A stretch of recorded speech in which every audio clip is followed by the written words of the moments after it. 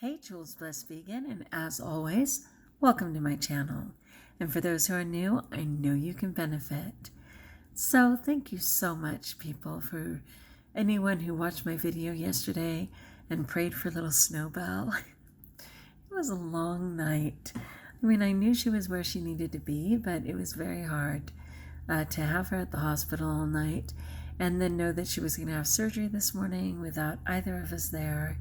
But I wasn't in a position to miss school, and my husband most certainly could not miss work.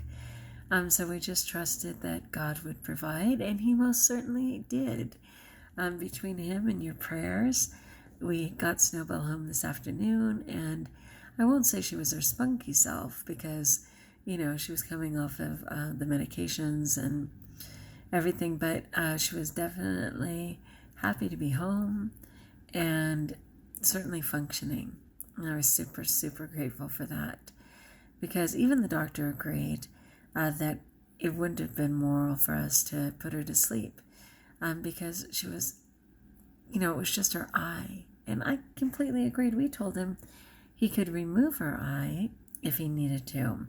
But when he got in there, he said that actually it had just ripped right along the color and the white. So the flap was just hanging down, and he just pulled it back and sewed it on. So luckily the iris wasn't affected. We're just going to see how it plays. I don't know if she'll be able to see out of it or not, but we're going to see what's up. I'm going to leave that to God and check back in a week and give her all her meds and drops and just love her.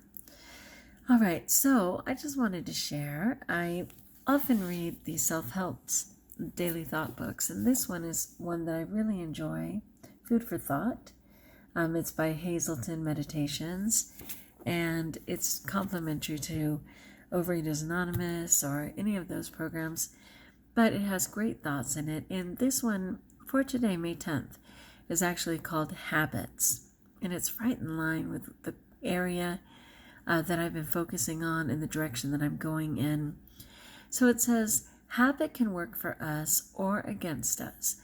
We have given up a set of eating habits which were counterproductive, and we are learning new ones which will work to our benefit. Some of us require more time than others to make the shift. I couldn't agree more. But as I continue to use my urge jar, I'm doing really well. So it says, each time we act according to the old destructive pattern, we reactivate those negative habits. We need to abandon them completely so that they will atrophy from disuse.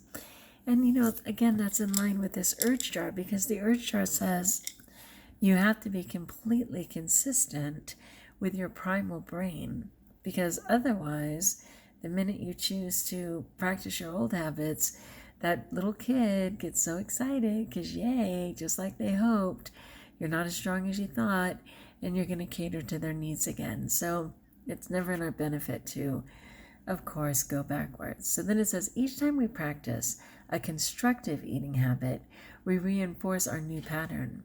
Writing our food plan, weighing and measuring the food, eating slowly, saying no thank you to seconds, and binge foods are a few of the new patterns. When these actions become habitual, we do not have to think consciously about them, since we perform them automatically. Our mental efforts may then be devoted to something else. I talk a lot about Tanny Raw, and she's a social media personality, especially in the raw vegan world. And that is exactly what Tanny talks about and what she lives by. She always hopes that people will dare to eat properly on whatever they've chosen, but especially if you've chosen a vegan lifestyle or a raw vegan lifestyle, that you will do it long enough to where it becomes habitual. She talks about habit stacking, which is one of her fantastic videos, one of her 2,700 videos plus on YouTube on habit stacking. And she's just like, if you can stick around long enough for these things to be habit for you, then you can actually devote your consciousness to other things in your life.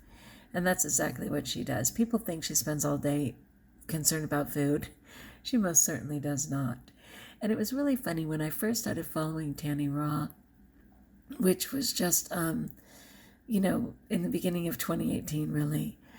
I used to try some of her recipes and things. And I would joke that she was like one of the worst commercial, what is that called? Sorry, I can't even think of it. Infomercial? Yeah, infomercial. That she's like a really bad infomercial, because whenever I see an infomercial and they make their product look so user-friendly and so simple, and you can make meals just like this if you just buy this or that. And like after I got into Tanny Raw, I invested in some things. Like I ended up getting certainly something simple as a spiralizer, and I ended up getting a dehydrator and just some little things. The food, oh God, people, sorry. I never realized how tired I am until I start talking to you. And I'm just like, I got my hippie hair on. I can't rehearse. I'm being so brave to be here after the day I had and taking care of Snowbell. So bear with me. The Titan peeler, right? That Titan peeler she talks about. Anyway, I humbly invested in some of the things, and I would watch her video and she'd just be kicking it, in her bikini top and music on and make an amazing dressing or whatever. And then I would try, seriously, just fail 15 times in a row. So it was pretty funny. And I would just say, girl, you are a really bad infomercial. Anyway, though, she would say, you guys, for what's taking you 35 minutes or a half hour, I'm literally producing in 3 to 5 minutes. I can make all the meals of my entire day in 25 minutes. So I love the idea of that and continue to strive towards that. So then it says, our mental efforts may be devoted to something else. Appetite is largely a function of habit. The more wrong foods we eat, the more wrong foods we want to eat. So, of course, that toxicity, right? Our body just craving toxins, which is just so odd. But I get it, because I've told you guys, I'll be eating right, and then I'll slip off my plan, and in one meal, my body will just be freaking out, going, more please, on toxic waste, what Miss Raw refers to as toys. And when I say Miss Raw, I mean Tanny Raw. Okay, so the more wrong foods we eat, the more wrong foods we want to eat, and the longer we follow a healthy, sensible plan, the more it satisfies us. And there's always a little prayer at the end that says, teach me to build constructive habits. All right, I'm going to read that one more time for you. Habit can work for, forgive me, I'm a professional speaker. I can do this. Habits. Habit can work for us or against us. We have given up a set of eating habits which were counterproductive, and we are learning new ones which will work to our benefit. Some of us require more time than others to make the shift. Each time we act according to the old, destructive pattern, we reactivate those negative habits. We need to abandon them completely so that they will atrophy from disuse. Each time we practice a constructive eating habit, we reinforce our new pattern. Writing out a food plan, weighing and measuring the food, eating slowly and saying no thank you to seconds, and binge foods are a few parts of the new pattern. When these actions become habitual, we do not have to think consciously about them, since we perform them automatically. Our mental efforts may then be devoted to something else. Appetite is largely a function of habit. The more wrong foods we eat, the more wrong foods we want. The longer we follow a healthy, sensible plan, the more it satisfies us. Teach me to build constructive habits. How is that? Kind of sounded like a professional speaker, right? Oh, would that it be true?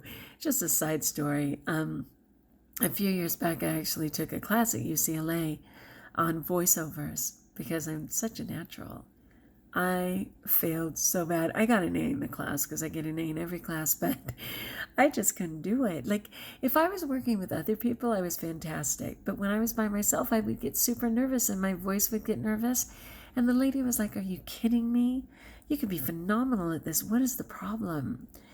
Somehow, part of me just thought the risk was too great. And I would just go bonkers, and I spent all that money and it didn't happen. So I'm not saying it won't ever happen, because even though I'm past that half-century mark, I feel like I'm just starting. So maybe this voice will find its way to television or radio at some point, right?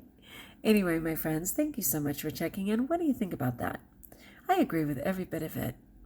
And I just want to keep habit stacking. I want to keep doing my urge jar and making good choices. One other thing that's been interesting about the use of the urge jar, a little while back when I did my own reset and decided I was resetting and, going for broke on this goal of mine, I was having anxiety if I didn't have enough food. I was overriding the food. I was eating a bunch extra as long as it was good, and it was what I refer to as padding my food. And somehow, with this urge jar, many times in my journal, and thank you again to Miss Raw who gets me to write a journal, many times in my journal, I have written off the food saying I just didn't need it. Like I promised myself the last 3 days that I could have banana and ice cream. I've never had it once. Somehow, and I think the difference is too, I told you guys how dehydrated I've been, and I've been getting that gallon in every day, bar none. So I think that extra water has been helping too on just, I'm going to have to say the urge jar is my ability to not be compulsive, because I have that inner child satisfied with these little glass beads, and that primal urge is being put to rest. And I think that's allowing me to not act on all that extra desire for food. But there's no question that just my satiated, I'm full and don't need more, is being complemented by how much water I'm drinking. So some good things are happening, right? And inevitably, when I say this out loud, I will panic and want to run for the food. But guess what? I got these little guys. And just one other thing, and I'm going to hang up. I had said that some people like pray to rocks or thinking they're getting their things from rocks, and I know that offended some people. And I didn't mean, I know everything has energy, and there are beautiful stones that have purpose and energy. And again, I attribute all of that to God. But what I meant was, like when people think that they can get courage from a pet rock. I just dropped one of these and I have no idea where. Anyway, I don't want to offend anybody on that, because I know the beauty and gift of nature and what God gives us to share with one another. And I'm so grateful for people who put those things together and just make the planet better. All right, peace be with you, my friends. Like if you like, join us if you haven't. Continue to pray for Snowbell, and until we talk again, best of all, know that you're blessed.